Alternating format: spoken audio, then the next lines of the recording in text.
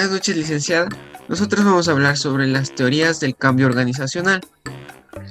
Para entender esto, vamos a definir qué es un cambio, y la Real Academia de la Lengua Española lo define como la transformación, hacer cambiar de forma a alguien o a algo, transmutar algo en otra cosa, o hacer mudar de porte o de costumbres a alguien. Y este cambio organizacional busca el desarrollo de la cultura y la capacidad humana a través del aprendizaje individual y corporativo. Y entre estas están las 5 etapas del cambio, que es como una resistencia a cosas inesperadas. Kübler-Ross nos dio el proceso de duelo, que es la sensación de pérdida. Y en cada una de estas vamos a irlas describiendo y haciendo un pequeño sociodrama. Etapa de negación. Esta es la etapa de las preguntas, el cómo puede pasar, será cierto. Nos negamos a aceptar lo que sucede debido a que no nos gusta que las cosas cambien. Esto nos conlleva a una etapa de insensibilidad, donde nosotros mismos nos llegamos a preguntar si seremos capaces de seguir adelante con lo que nos pasó. A veces nuestros propios sentidos hacen que nos neguemos lo malo que nos sucede a nuestro alrededor y solo percibemos las cosas que nos reconfortan hacia nosotros. Ejemplo de la etapa de negación. No es infrecuente que cuando experimentamos una pérdida súbita tengamos una sensación de irritabilidad o incredibilidad que puede verse acompañada de una congelación de las emociones, es decir, que no podemos expresar nuestros sentimientos o llorar como es preciso. Por ejemplo, hoy en la ciudad de San Francisco ha fallecido la señora María Paredes, esposa y madre de 5 hijos. Su familia estaba destrozada y ninguno de ellos podía asimilar ni aceptar lo que había pasado, ya que tan solo en la mañana habían visto a su madre llena de vida y con mucha energía. Recuerdo que una hija decía: no puede ser, mi madre está muerta. Tan solo en la mañana la vi viva. No sé qué hago aquí en esta funeraria si mi madre está en mi casa. ¿Cómo voy a seguir viviendo si ella no está aquí? ¿Quién me va a levantar si es que me caigo? ¿Quién está ahí para que me corrija si me equivoco? No puede ser, no puede ser. ¿Qué voy a hacer si ella no está aquí? No puede ser. El segundo punto, la segunda etapa es la ira. Este es un proceso genuino emocional.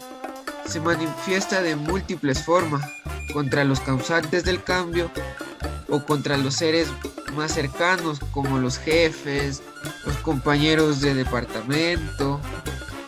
También se manifiesta contra terceros, contra la competencia, el gobierno, los funcionarios, o también puede ser contra entes como consultores, la tecnología o Dios. Y esta a veces surge de forma espontánea. Así la ira es una reacción natural ante el cambio, que hay que gestionarla, no pararla ni olvidarnos de ella. Asumir lo que genera esta violencia e intentar mejorar y pasar a la siguiente fase. Un ejemplo de la vida diaria sería este. Por ejemplo, estamos comiendo y nos caemos. Ahí entraría una etapa de enojo. ¿Por qué nos caímos? Bueno, mi nombre es Anaí Cárdenas y esta vez yo te hablaré sobre el estado de negociación. Esta es la tercera etapa. Para aquello les voy a dar una frase muy importante que nos dice Albert Einstein: no es posible solucionar un problema con el mismo nivel de crecimiento que lo generó. Para aquello les voy a hablar de la tercera etapa, que es la negociación, la cual va más dirigida como decidir a un rebate interno para poder asimilar el bocado, que lo llaman, ¿no? Así usualmente. Ya que acá viene una nueva situación, ya que las personas nos quejamos internamente o también hacia afuera, si por lo menos hubiera hecho de otra manera, si por lo menos hubiera dado más tiempo para adaptarme al nuevo sistema de integración. Son tantas las variables que nosotros los seres humanos nos preguntamos. Por ello, cuando esta etapa se da en las organizaciones, ya sea tanto de la salud o de gubernamentales, usualmente las personas empiezan a asimilar el cambio y han iniciado algunos intentos de adaptación al nuevo sistema. Este es un periodo de transición en el cual cambio ha ganado parcialmente la etapa de negociación en algunos aspectos. aunque por supuesto no dejar a un lado que algunos colaboradores se encuentran también en la anterior etapa que ya hablaron mis compañeras, que es la de negación, en otra etapa también la de cólera. Por ello, la empatía acá juega un papel muy importante en esta fase de la negociación interna. Estas son esto, ahorita nosotros que estamos como profesionales estudiando para ser licenciadas o licenciados en enfermería, tenemos que saber claves que existen en la negociación. Por ejemplo, saber que nunca son fáciles, que hay que hablar y dialogar y con la otra parte, no solo con uno mismo. Si no escucha a la otra parte, eso significa que no hay comunicación. Escuchar atentamente, reconocer lo que dicen. Hay que saber que la otra parte sea escuchada y también entendida. Mientras nosotros estamos escuchando, no hay que pensar lo que vamos a responder. Repetir con lo que nosotros creemos que dice la otra parte y expresarlo, pero de una manera positiva, comprender que no es lo mismo que estar de acuerdo. Independientemente del número de personas que intervengan en una negociación, las decisiones importantes se logran por lo general cuando hay personas presentes, llegando en ocasiones a cerrar estos acuerdos entre dos presentes y en lugar privado. Es importante hablar de uno mismo y no de los demás.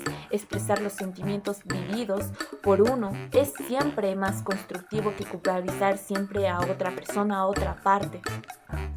Hay que valorar siempre aquello que queremos nosotros decir o lo que debemos que decir. La negociación debe estructurarse de forma que traten todos los temas y se respeten a todas las personas con su respectiva relación. Prevenir cualquier ofensa o golpe bajo a la otra parte. Esto crea un ambiente para la negociación saludable. Tratar de convertir a la otra parte en una persona conocida con la que mantenemos una buena relación de trabajo y confianza.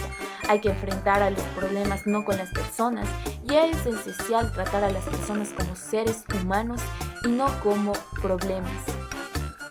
Por ejemplo, un buen ejemplo, un sociodrama, les traigo, por ejemplo, yo soy la enfermera y soy de orden anale y le voy a curar a un paciente y le digo, esta herida la curaré de la siguiente manera, primero le lavaré con agua, con jabón y a continuación, El paciente me responde, no sé, a mí el jabón me pica mucho.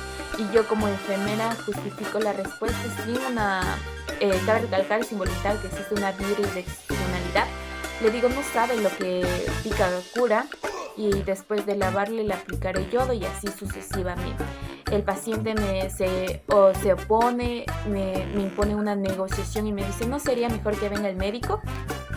Y yo como enfermera de sesión condicionada le digo, claro que sí, siempre que sea necesario. En este caso trabajaremos de una manera conjunta y tiene previsto revisarle la herida la semana próxima, y entre tanto me encargo de controlarle esta pequeña infección mi persona. Lo que para muchos sería esta situación una persuasión que yo le estoy haciendo al paciente, en realidad es una negociación. La enfermera no tiene previsto que el médico supervisará la herida, tampoco deseaba ceder así de manera automática, pues lo interpretaba como admitir cierta desvalorización de su papel profesional. La etapa de depresión. Acá la realidad se ha vuelto innegable. Ya no estamos enojados, hemos dejado de regatear y se da el fenómeno de que transitoriamente nos sentimos vacíos, sin energía ni entusiasmos, nos sentimos muy desalentados. Tanto a nivel personal como organizacional ponemos en duda nuestra propia competencia y nuestra autoestima se vuelve más frágil ante esta etapa. Sin embargo, si nos aguantamos y aprendemos lo que la experiencia de cambio significa, esta etapa es como un hibernar transitorio que nos fortalece y hace madurar. En el contexto organizacional, esta es la etapa más difícil, es el equivalente al impasse psicoterapéutico. Las personas están claras de que el nuevo sistema ha llegado para quedarse, pero aún no lo manejan del todo y tienen que lidiar con una frustración. Por otra parte, saben que no pueden regresar al sistema antiguo.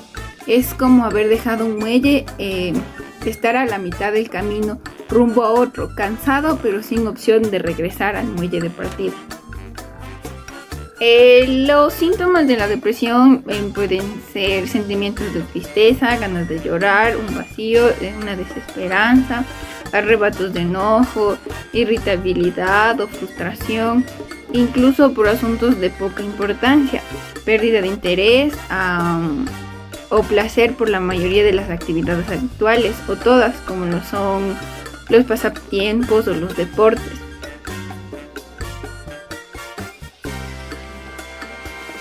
No puedo hacer este proyecto, está muy difícil, no puedo así, no me sale mal,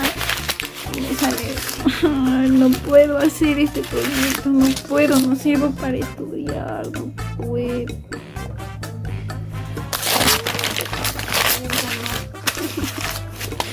No puedo hacer, no puedo.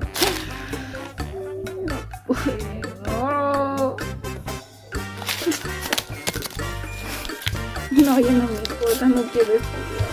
Muy buenas tardes con todos.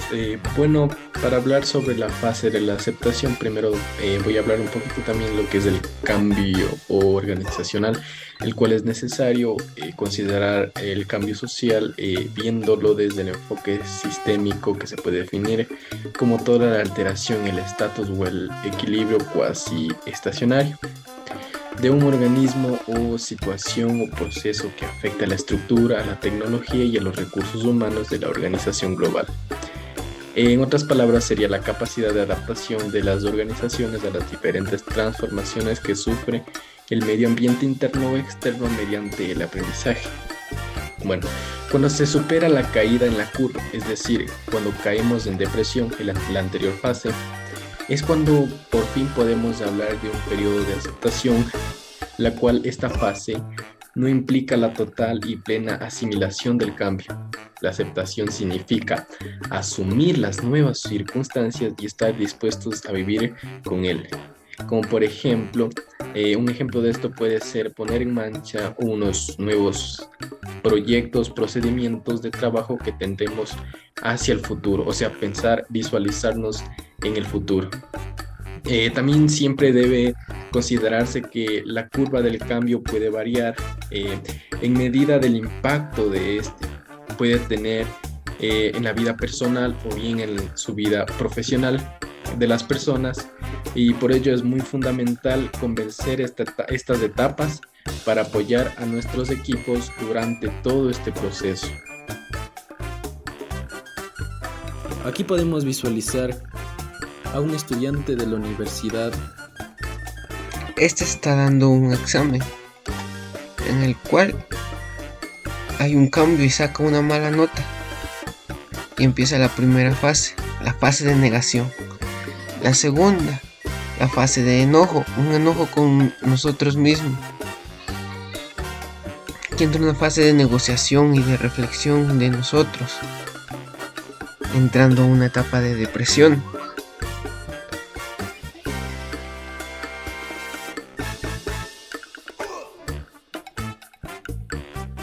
El preguntándose por qué no estudié, por qué no dediqué más tiempo. Quizá lo pude hacer mejor, entrando a todas las etapas anteriores y entrando a la última etapa, que es la de superación.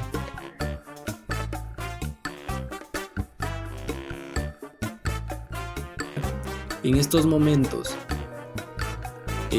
podemos observar la superación, ya que